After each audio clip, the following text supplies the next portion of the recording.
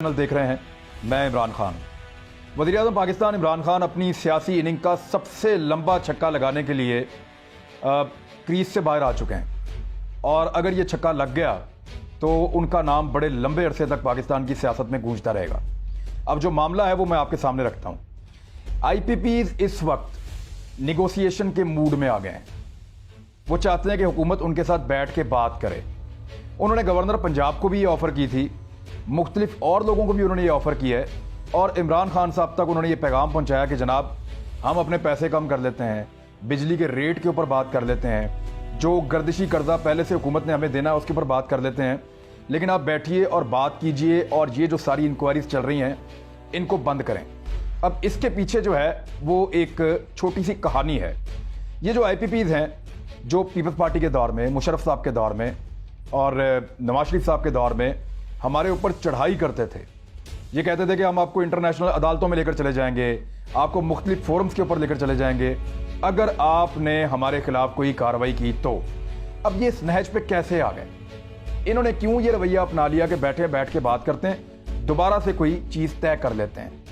اس کا جو back ground ہے اس کو سمجھنا تھوڑا سا ضروری ہے۔ کہانی شروع ہوئی 2003 اور 4 کے اندر، جو پرویز مشرف صاحب کے دور کے اندر کچھ معاہدے ہوئے، کچھ معاہدے اس کے بعد زرداری صاحب کے دور میں ہوئے، کچھ نواز شریف صاحب کے دور میں ہوئے۔ یہ جتنے معاہدے ہیں سارے ملتے جلتے ہیں، تقریباً ایک جیسے ہیں، اور ان معاہدوں سے فائدہ اٹھانے والے لوگ بھی جو ہیں وہ بھی ملتے جلتے ہیں، ایک جیسے ہی ہیں، اور یہ گھوم پھر کے وہیں پہ سارا پیسہ آ جاتا ہے۔ ہوا کیا تھا کہ اس دور میں جب معاہدہ کیا گیا تھا تو اس دور کی 10 کمپنیز کا یہ طے کیا گیا کہ ان کا آڈٹ کیا جائے گا، فرانسک آڈٹ کیا جائے گا، ان کو چیک کیا جائے گا کہ ان کو کتنا پیسہ گیا، کیوں گیا، انہوں نے کس ریٹ پہ بجلی بیچی، اور کس کاسٹ کے اوپر جو ہے وہ پروجیکٹ لگا تھا۔ جب یہ کام شروع ہوا تو نیب لاہور کو اس کا ٹارگٹ دیا گیا، اور ٹارگٹ دے کر یہ کہا گیا کہ آپ سب سے پہلے میاں بنشا صاحب کا ایک پاور پروجیکٹ ہے جو ہے چونیا کا پاور پروجیکٹ، آپ سب سے پہلے اس کے اوپر کام شروع کریں۔ تو میاں منشا صاحب کو بلایا بھی گیا، ان سے پوچھا بھی گیا، اور اس پروجیکٹ کی ساری ڈیٹیلز نکالی گئیں۔ اب یہ صرف ایک پروجیکٹ میں آپ کے سامنے رکھ رہا ہوں۔ جو انکوائری رپورٹ عمران خان صاحب کے سامنے رکھی گئی ہے وہ اس ایک انکوائری کی بنیاد کے اوپر بنی ہے، کیونکہ باقی سارے بھی ایسے ہی ہیں، باقی سب کے سب ایسے ہیں۔ تو یہ صرف میاں منشا صاحب کی ایک جو چونیا والا پاور پروجیکٹ ہے اس کے بارے میں جو انکوائری ہے وہ اب میرے پاس یہاں موجود ہے، میں آپ کو اس کے بارے میں بتاتا ہوں۔ اس میں ہوا یہ کہ طے پایا تھا اس دور میں کہ 80% پیسے دے گی گورنمنٹ، اور 20% دے گا وہ پرائیویٹ آدمی جو پاور پلانٹ لگائے گا، آئی پی پیز کا پاور پلانٹ جو آدمی لگائے گا۔ 10 پاور پلانٹ لگے تھے، ان میں سے 6 جو تھے وہ تیل پہ چلنے والے تھے، اور 4 جو تھے وہ LNG پہ چلنے والے تھے۔ اب انہی میں سے ایک تیل پہ چلنے والا یہ پاور پلانٹ ہے جس کے اوپر ابھی تحقیقات ہوئی ہیں، اور وہ میں آپ کے ساتھ شیئر کر رہا ہوں۔ تو ہوا یہ کہ جب یہ پاور پلانٹ لگا تو اس کے اندر جو پہلا گھپلا ہوا، گھپلا نمبر 1، کہ واٹسیلا نامی جو کمپنی ہے اس کی مشین جو ہے وہ یہاں پہ لگائی گئی، اس کا پلانٹ جو ہے وہ یہاں پہ نصب کیا گیا۔ اب اس پلانٹ کا ایک مینول ہوتا ہے، جو ملک اس کو بناتا ہے اس کا ایک مینول ہوتا ہے، اس کے اندر لکھا ہوتا ہے اس کی کاسٹ کیا ہے، یہ کس طرح لگتی ہے، کس طرح کام کرتی ہے، اس کو کس حد تک آپ ہیٹ دے سکتے ہیں، باقی ساری چیزیں بلا بلا، اس کے اندر ہر چیز شامل ہوتی ہے۔ اس کی کیپیسٹی کیا ہے، اور اس کی عمر کتنی ہے، اور یہ کتنے پیسوں میں آپ کو ملتی ہے، یہ ساری چیزیں اس مینول بک کے اندر ہوتی ہیں۔ اب وہ جو کتاب ہے وہ لوکل چھپوائی گئی تھی یہاں پہ، مزے کی بات یہ ہے، اور لوکل چھپوانے کے پیچھے جب انکوائری ہوئی تو پتہ چلا کہ اس کو لوکل اس لیے چھپوایا گیا کہ اس کی کاسٹ زیادہ بتائی گئی۔ مثال کے طور پہ یہ مشین 100 روپے میں پاکستان میں آ کے لگ رہی تھی، تو اس کی کاسٹ بتائی گئی 150 روپے یا 200 روپے۔ اب 80% پیسے حکومت نے دینے تھے، اور 20% پیسے اس پرائیویٹ آدمی نے دینے تھے جس نے یہ آئی پی پی لگانا تھا یا یہ پاور پلانٹ لگانا تھا۔ تو اس میں ہوا یہ کہ اس کی قیمت کو زیادہ شو کیا گیا، اور گورنمنٹ سے ہی پیسے لے کر سارے کے سارے پیسے گورنمنٹ کے استعمال کر کے یہ پلانٹ لگا دیا گیا۔ اور ایون یہاں تک ہوا کہ گورنمنٹ نے جن انویسٹرز کو لے کر آئی آئی پی پیز کے لیے، ان کو بھی بینکوں سے لون دلوایا تھا، انہوں نے بھی کوئی جیب سے پیسہ لگا کے، جیب سے پیسہ خرچ کے یہ کام نہیں کیا تھا۔ ایک اور چیز اس میں کیا ہوئی، اس میں جو کیپیسٹی ہے وہ اس کے اندر ہیر پھیر کیا گیا کہ اتنا تیل استعمال ہوگا تو اتنی بجلی بنے گی۔ اب وہ تیل کی مقدار زیادہ بتا دی گئی۔ یہاں پہ مثال کے طور پہ اگر 1,00,000 لیٹر تیل آتا ہے تو اس سے جو بجلی بنتی ہے وہ بتایا جاتا ہے کہ یہ 1 لاکھ لیٹر سے بن رہی ہے لیکن وہ بجلی 70,000 لیٹر سے بن جاتی ہے اور وہ بجلی دے دی جاتی ہے گورنمنٹ کو. اب باقی کا 30,000 لیٹر کہاں جاتا ہے؟ اس پہ تفتیش شروع کی اور جب نیب نے اس کے اوپر تفتیش کی تو پتہ چلا کہ لاہور میں ایک سٹی ٹاور ہے. اس سٹی ٹاور کے اندر بیٹھا ہوا ایک آدمی وہ ایک بروکر کے طور پہ کام کر رہا ہے اور یہ جو اضافی تیل پاور پلانٹس کا ہوتا ہے یعنی وہ یہ بتاتے ہیں کہ ہم نے 100% تیل استعمال کر لیا ہے, ان کو سبسڈائز چیزیں ملتی ہیں, یہ پیچھے سے تیل لے کر آتے ہیں, یہ کہتے ہیں 100% استعمال کیا, اتنی بجلی بنی ہے, یہ آپ لے لیں جی, اس کے پیسے میں دے دیں بجلی کے. اب وہ جو تیل ہے وہ استعمال ہوتا ہے 70%, باقی 30% کیا ہوتا ہے کہ سٹی ٹاور تک یہ پہنچے تحقیقات کرتے ہوئے اور وہاں بیٹھا ہوا ایک آدمی جو ہے وہ اس کو بیچتا ہے پیٹرول پمپس کو اور مختلف جگہوں پہ مختلف کمپنیز کو. تو یہ ہے 1-2 نمبری یہاں پہ کہ 30% پیٹرول بھی چوری کر رہے ہیں, پلانٹ بھی مفت میں لگا ہے. اب تیسری چوری آپ دیکھیں وہ کیسے ہوئی کہ گورنمنٹ نے ان کے ساتھ یہ طے کیا تھا روپوں کے اندر, پاکستانی روپوں کے اندر, کہ جناب پاکستانی روپے کے اندر ہمارا طے پا گیا کہ آپ اتنے روپے میں یہ لگا رہے ہیں اور اتنا منافع آپ کو ملے گا. لیکن کیا گیا بعد میں اس کو ڈالر میں کنورٹ کر دیا گیا. ڈالر کی پرائس آپ کو پتا ہے بڑھتی ہے اور پاکستان میں بہت زیادہ بڑھی ہے.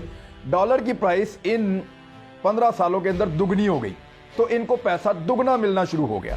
یہ ایک ہیر پھیر کیا گیا جس کی کوئی جسٹیفیکیشن ابھی تک موجود نہیں ہے.